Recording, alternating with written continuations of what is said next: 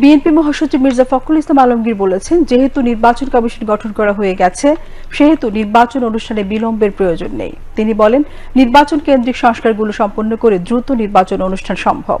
তিনি আজ বিএনপির গুলশান কার্যালয়ে এক সংবাদ সম্মেলনে এই কথা বলেন।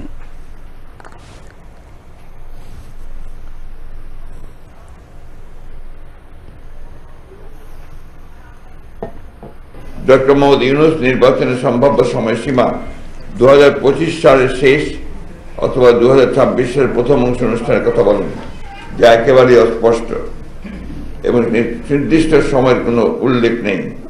যেহেতু নির্বাচন কমিশন গঠিত হয়ে গেছে, সেহেতু নির্বাচন অনুষ্ঠানের বিলম্বের প্রয়োজন নেই।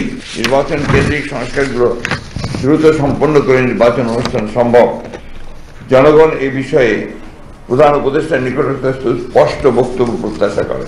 নির্বাচনের সুনির্দিষ্ট সময়ে রাজনৈতিক দল ও অন্যান্য অংশীদারের সঙ্গে আলোচনার মাধ্যমে নির্ধারণ করা উচিত।